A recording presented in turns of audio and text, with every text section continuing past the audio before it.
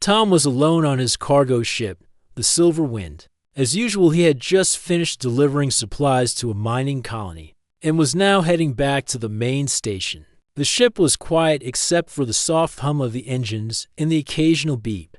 From the control panel like quiet trips, there was no one to bother him, and no one to talk to, just him and his ship. But this trip was different. It started with a sound. A soft scratching noise coming from the lower cargo bay. At first Tom thought it was just a loose crate or maybe a rat. Some stations had problems with pests. He ignored it for a while, but the sound didn't stop. It came again and again, like something moving around him. Finally sighed and stood up from the pilot's seat. He grabbed a flashlight and made his way down the narrow corridor toward the cargo hold. As he opened the hatch to the lower bay, cold air rushed out. The temperature controls were off in that section. To save power, he turned on his flashlight and stepped in. Slow live light moved across the stacked crates and storage containers. Everything looked normal until he saw movement behind a large crate near the wall. "Hello," Tom called out cautiously. "No answer. Just a quick flash of something small and white darting behind another crate." Tom moved closer. His boots made soft thuds against the metal floor. As he stepped around the corner, he froze. Curled up in the corner between two crates was a small figure, a girl, but not a human girl. She had long, soft ears like a rabbit and white fur that covered her arms and legs. Her face was almost human, except for the gentle shape of her eyes and the slight pink tint to her nose. She was shaking hard, her knees pulled to her chest and her arms wrapped around. Then her eyes met his wide and scared. She didn't speak to him. Slowly crouched down and spoke in a calm voice. "Hey, it's okay. I'm not going to hurt you." She didn't move, but her eyes watched him closely. Her whole body was trembling from the cold. Without thinking, Tom unzipped his jacket and gently placed it over her shoulders. She flinched at first, but then slowly relaxed into the warmth of the fabric. "There you go," he said. "Better." She nodded, just a little still silent. Him sat down a few feet away, trying not to scare her more. He had so many questions. How did she get on his ship? Who was she? Where did she come from? But he didn't ask yet. She looked like she'd been hiding for a long time. Her hair was messy and her feet were bare. Her clothes were simple and torn. She looked like she hadn't eaten in days. Tom stood and said softly, "I'm going to get you something warm to drink." "Okay, I'll be right back." She didn't respond, but she didn't run either. Returned 10 minutes later with a cup of hot broth and a thermal blanket. She was still there, still shivering, but now wrapped tighter in his jacket. Her big ears twitched when he walked in, but she didn't run. Sat down and held out the cup. "Here, try this." She looked at the cup, then at him. Slowly she reached out. Her fingers were thin and shaky. She took the cup and sipped. It must have burned a little, but she didn't stop. She drank quietly and fast. Him watched carefully. "Do you have a name?" She looked at him with confusion for a moment. Then she pointed at herself and said softly, "Neri." Tom smiled. "Nice to meet you, Neri. I'm Tom." She blinked and repeated, "Tom." "That's right," he said. There was silence again, but it wasn't as heavy this time. Neri finished the broth and held the cup close to her chest, like she didn't want to let it go. Tom leaned back against the wall. "You know, you scared me back there. I thought there was some creature in my ship." Neri gave a small sound, almost like a laugh. Tom grinned. "So how did you get on board?" "I didn't see anyone coming at the last stop."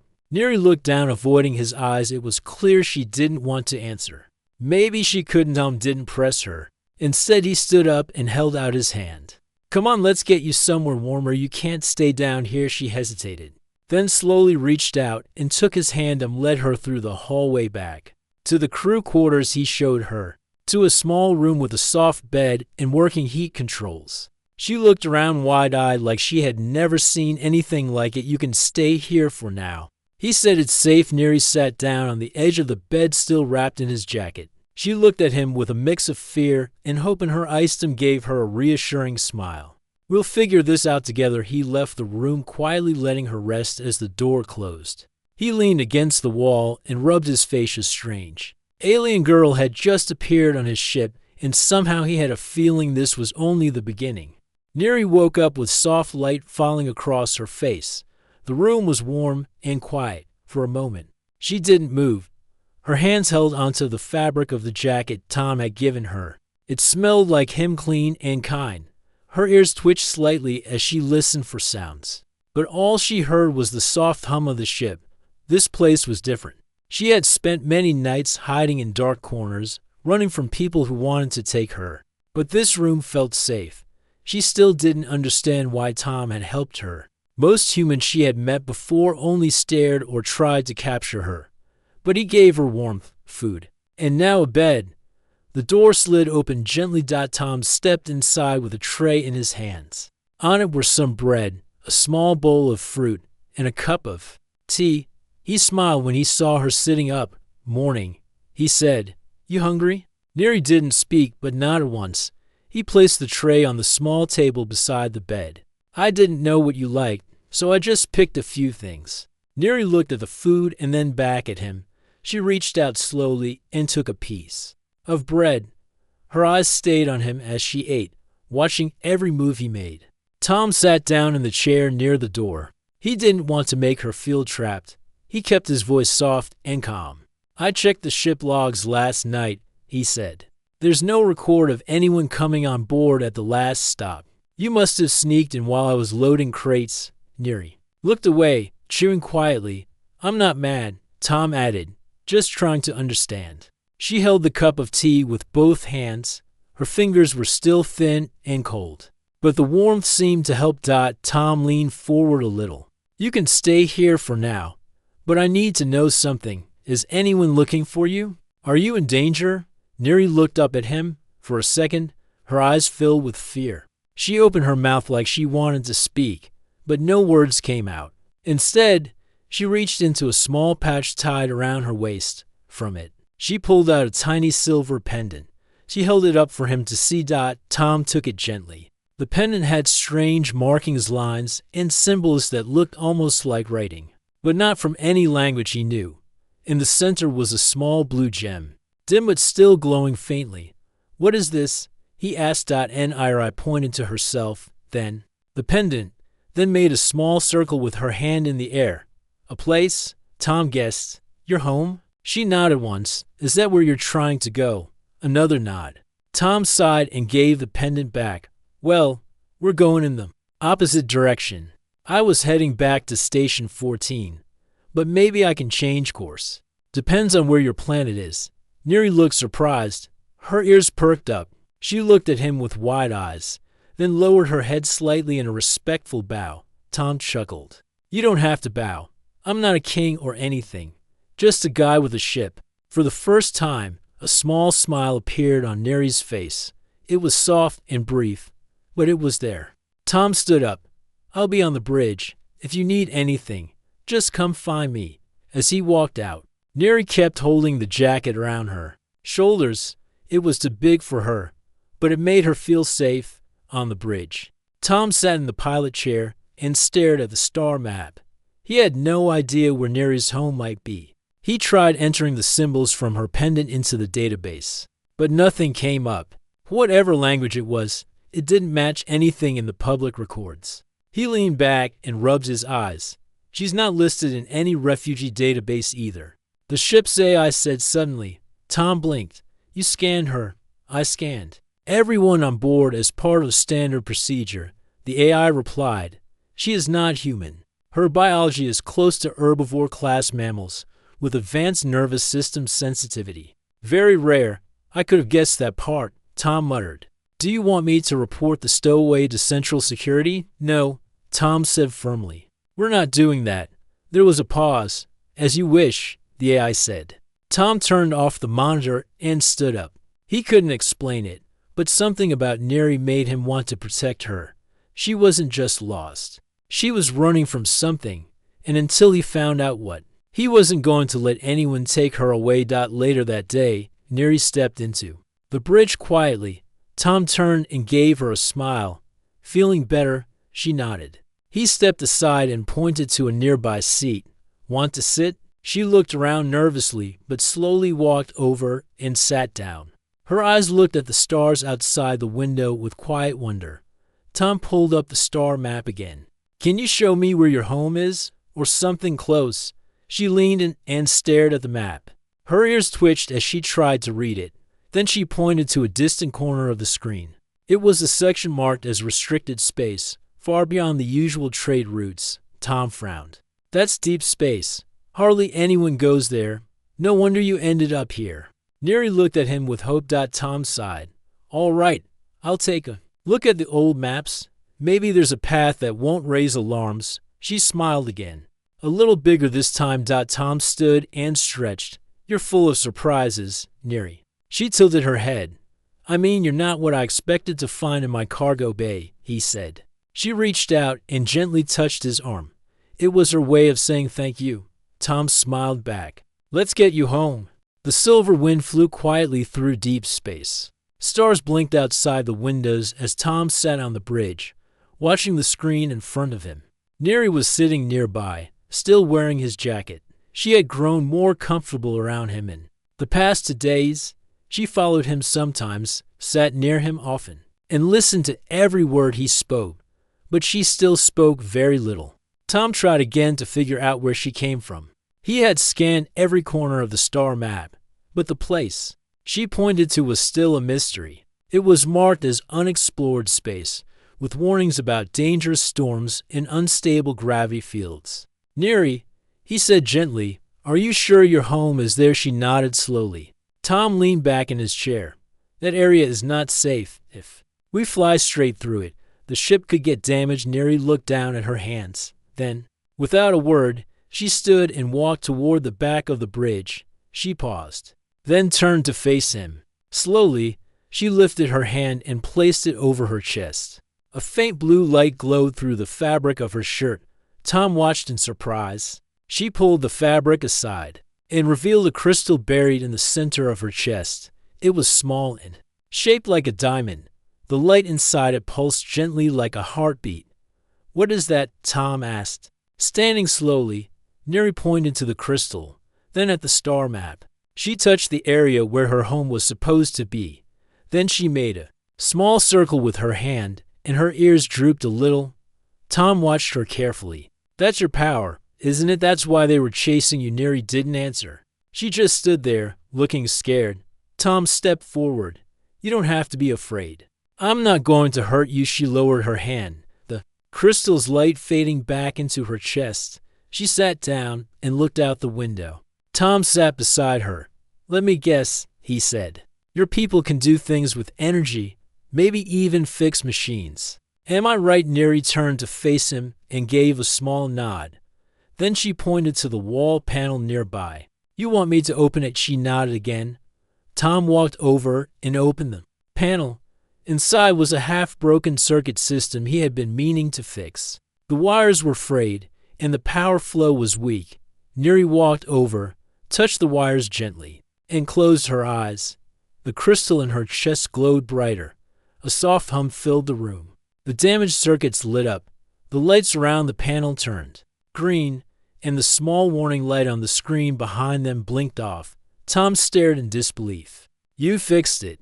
That thing was nearly dead. Neri stepped back, her breath a little heavy.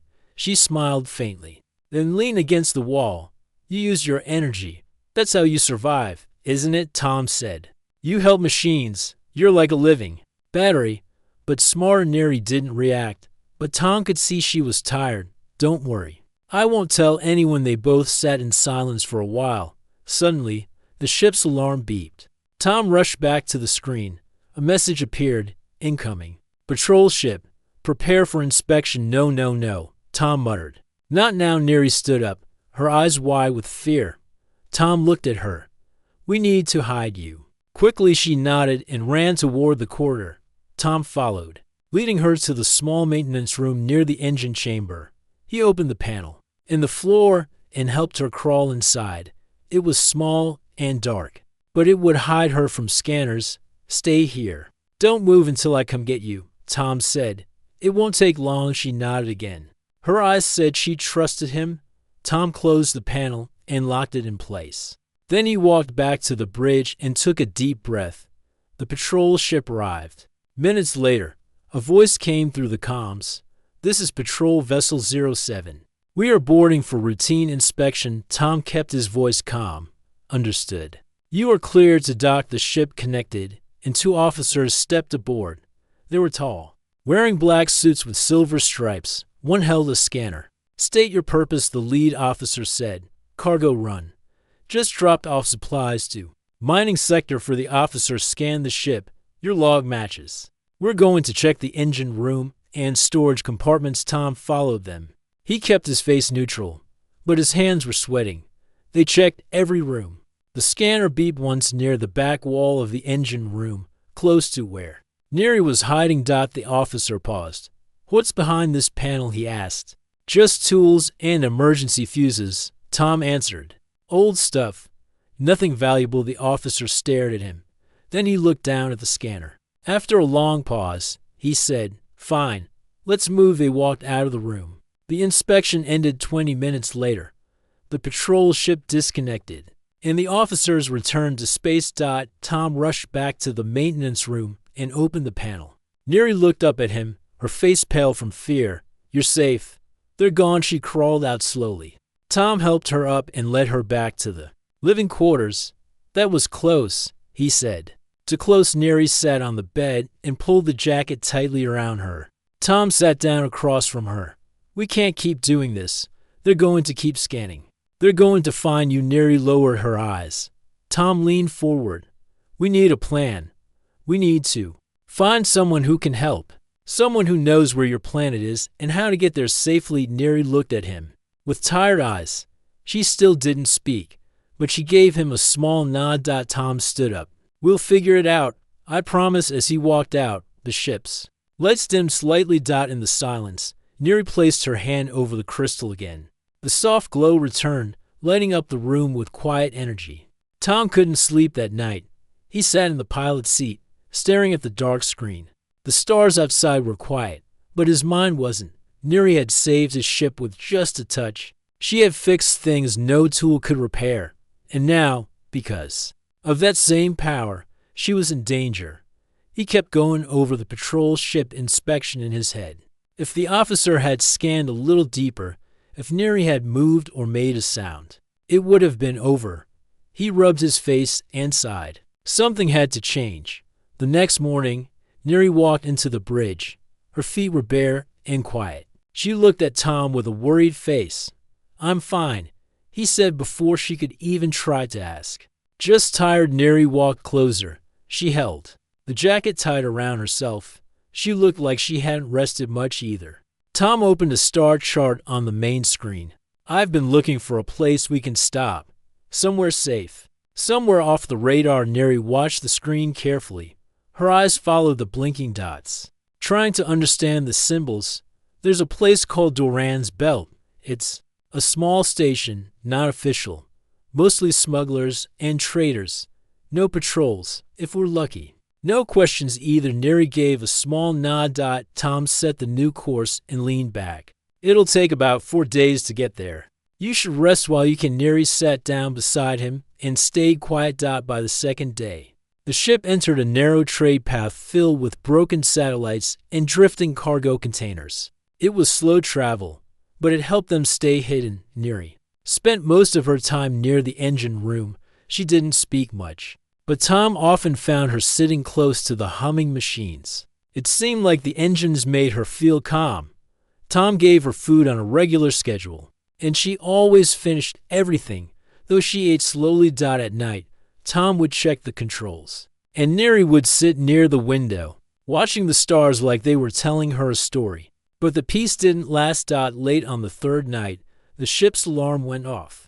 Tom jumped from his bed and ran to the bridge. Neri was already there, standing near the window with wide eyes. A large ship was approaching fast. The scanner showed the ID code.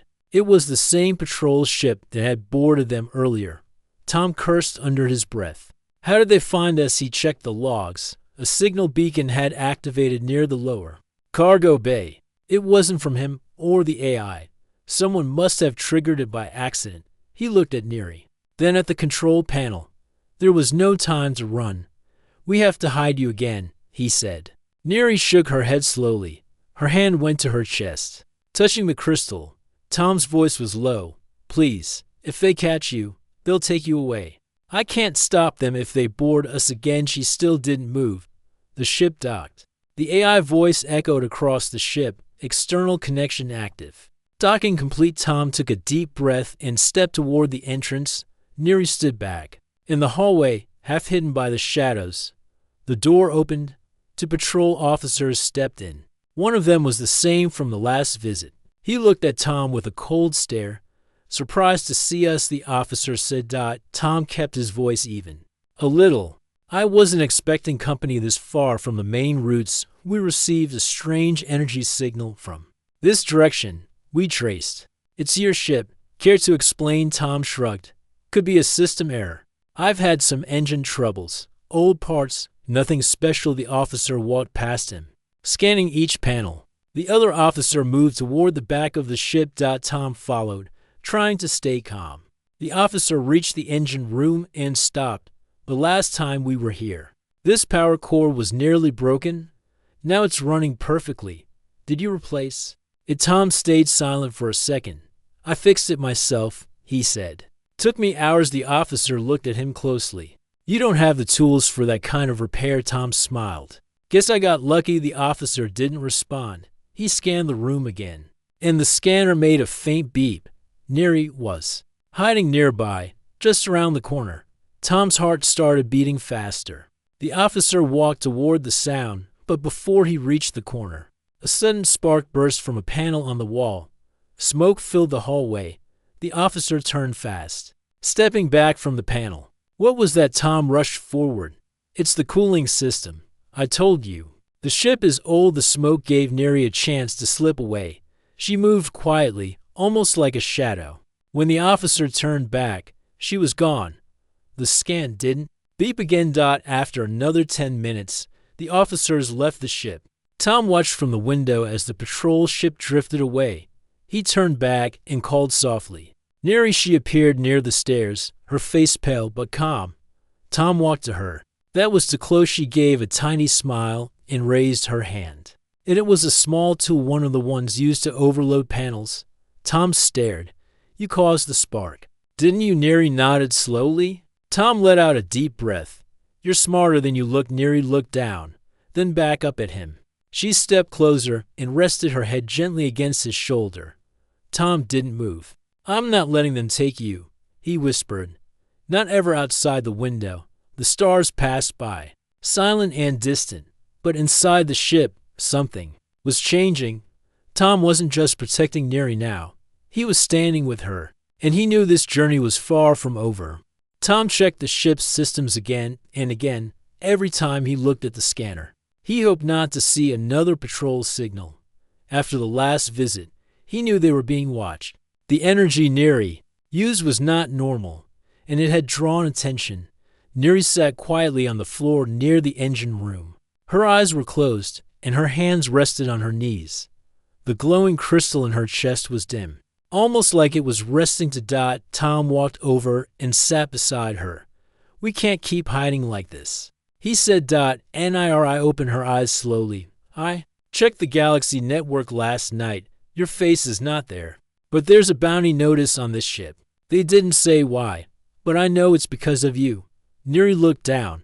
Her ears dropped, and her body grew still. She touched her chest lightly. Tom shook his head. I don't blame you. You didn't ask for this. They're the ones causing all the danger, not you. She looked up again. Her eyes showed sadness, but also something else. Trust. Tom stood. We need help. I know someone. Her name is Mia. She used to run cargo routes like me, but now she helps people who are in trouble. If anyone can guide us, it's her. Neri stood too, slowly. She seemed tired, but she nodded. Tom smiled. Good, let's get moving, he said. The course for a hidden station deep in the shadow zone, where few ships dared to travel.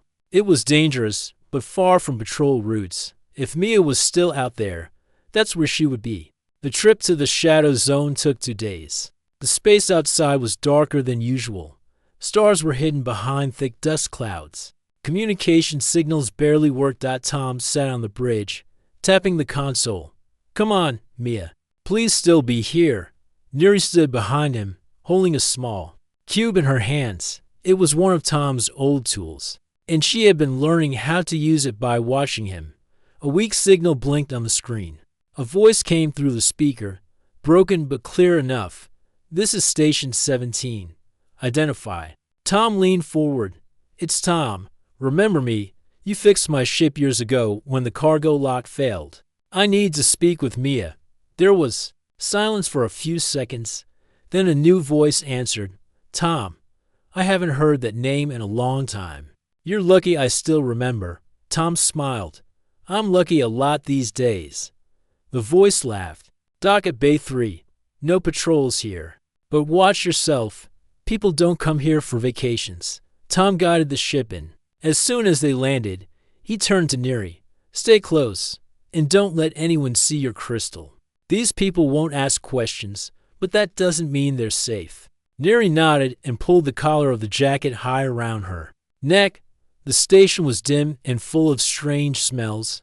Wires hung from the ceilings, and robots moved slowly across the floor, cleaning up spilled fluids and broken metal.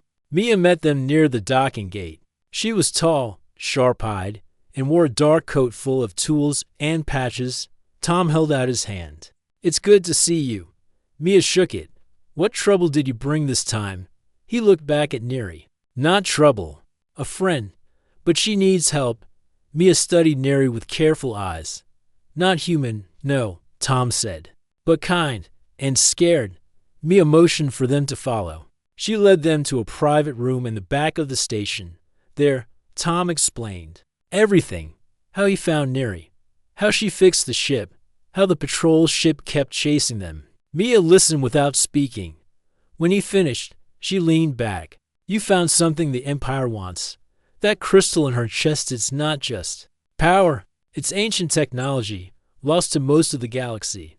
I've heard stories about creatures like her, but I thought they were myths. Neri stayed quiet, but her ears twitched. Tom asked, Do you know where her planet is? Mia nodded. I think so. It's far beyond the edge, a place called Leora. Not on any map now. The Empire erased it after the invasion. Invasion? Tom asked. Years ago. They sent machines to capture the planet's core energy. People like Neri fought back, but most were wiped out. If she's still alive, she might be one of the last. Tom looked at Neri. Her eyes were wide and full of pain. Mia stood and opened a drawer. She took out a small device and placed it on the table. This can mask energy signals for a short time. It might hide her crystal during scans. But if the Empire is already tracking you, you need more than this. Can you help us reach Leora? Tom asked. Mia paused. I can't go, but I can give you the path. There's a hidden jump gate near the old Nova fields. Use that, and it will take you to the region where Leora used to be. Tom reached for the device. Thank you. Mia touched his hand. Be careful. If the Empire finds her, they'll use her to power their war machines. She's not just a girl. She's hope for her people. Tom turned to Neri. We're getting you home. She nodded slowly. Her hand touched his for just a second. It was small, but strong. Back on the ship, Tom installed the masking device near the core room. Neri stood beside him. This should keep your signal hidden during the next jump, he said. Nira looked at him, then reached into her jacket. She took out the silver pendant again and placed it in his hand. You're giving this to me? He asked. She nodded. Tom smiled. Then I'll keep it safe, outside. The stars were starting to shift. The jump gate was waiting. As Tom prepared the ship, Neri sat near the window. She looked at the stars not with fear, but with quiet hope. Home was close. The ship moved silently through space as the stars shifted outside the window. Tom sat in the pilot's seat, checking the navigation. Neri stood beside him. Her ears tilted slightly forward. She was quiet, but her eyes were focused on the screen. We're close to the Nova fields, Tom said. If Mia's map is right, there should be a hidden jump gate nearby. Neri held the silver pendant in her hands. She had given it to Tom earlier, but he had returned it, saying it belonged with her until they reached home. She kept it close now, like a promise. The Nova fields were a graveyard of broken ships, floating in a sea of space dust. Large pieces of metal drifted between asteroids, creating a maze. Tom slowed the ship. This place is full of wreckage, he said. Keep an eye on the scanners. One wrong turn and we'll be stuck like the others. Neri walked to the side panel and pressed her hand on the sensor. Her crystal glowed gently. The screen blinked, and a small symbol appeared on the map. Tom leaned forward. That's it. You found the gate. They flew slowly, weaving between ruined ships and drifting metal plates. Lights flickered outside, and the engines hummed softly. After 20 long minutes, a faint blue light appeared ahead. The jump gate was hidden behind a collapsed cargo freighter. It was old, cracked in places, but still active. Ancient symbols glowed along its frame. Tom stopped the ship and stared. That's not Empire tech, he said. Looks like it came from another time. Neri touched the window. Leora, she whispered. Tom entered the coordinates Mia had given. The gate began to spin slowly. Lights pulsed across its surface, and a circle of energy formed in the middle. Brace yourself, Tom said. The ship moved forward and entered the gate. Everything outside turned into light. It felt like falling, but without speed. Then, suddenly, the ship dropped back into real space. Tom sat up straight. We made it. They were now in a different part of the galaxy. The stars looked strange, and a pale blue planet floated ahead, half covered in clouds. There were no signals, no traffic, no Empire patrols. That's got to be Leora, Tom said.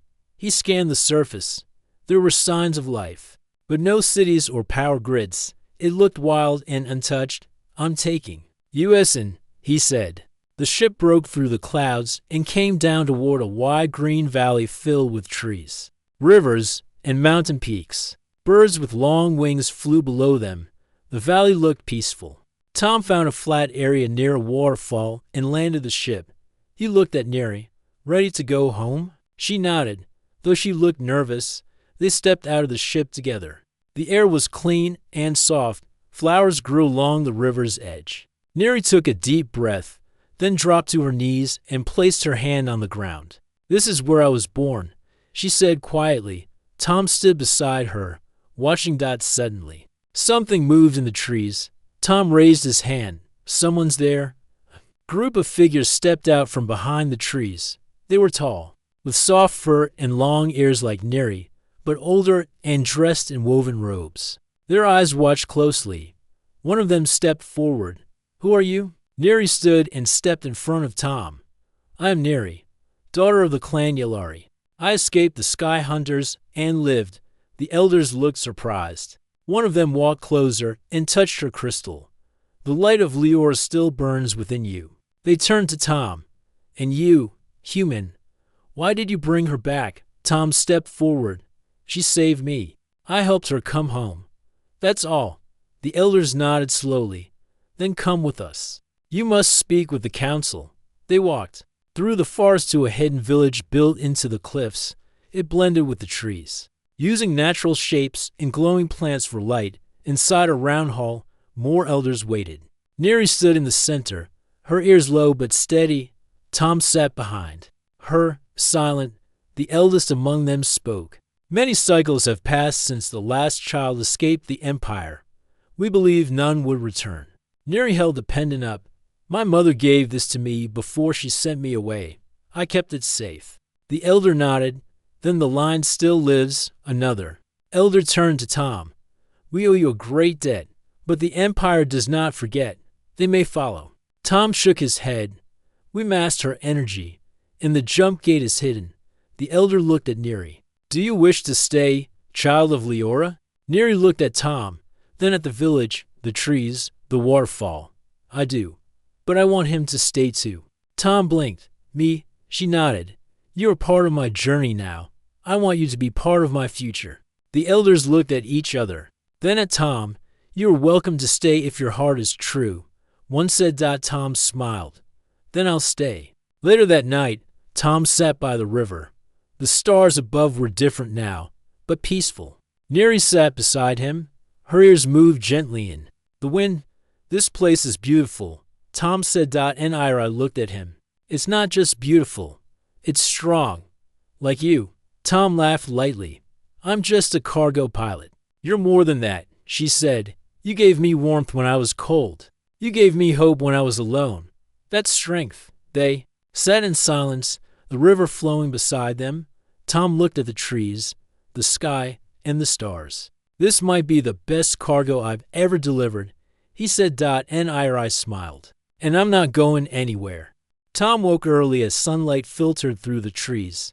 The air on Leura was cool and fresh. Birds sang in the canopy, and strange flowers opened slowly with the morning light. He stretched his arms and stepped outside the wooden shelter the villagers had helped him build. Neri was already awake. She stood at the edge of the cliff, looking over the forest valley. Her long ears twitched slightly, catching the soft breeze. Tom walked up beside her. "Sleep well?" he asked. She nodded. "This place feels like a dream I never thought I'd see again." Tom smiled. "It's peaceful. Maybe too peaceful." Neri turned her head. "You're worried?" Tom looked up at the sky. "I haven't stopped thinking about that Empire patrol. What if they find the gate? What if they come here?"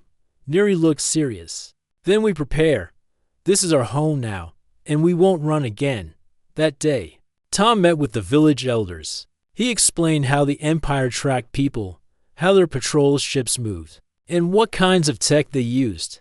He helped the villagers set up hidden sensors using parts from his ship. The village was skilled in quiet living, but they had no defense against deep space trackers. Tom taught a group of younger villagers how to scan the sky using his equipment. They called him Star Watcher.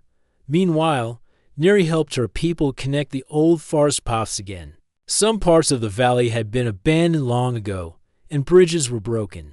She led the efforts to repair them, using her knowledge from her time off World. The village began to change. It stayed quiet and natural, but now it was alert. Together, they created a plan to protect their hidden world. But peace never lasts forever. 2 weeks later, the signal came. Tom was checking the satellite relay when the alarm went off. A red light blinked on the screen. He stared at the message. "No," he whispered.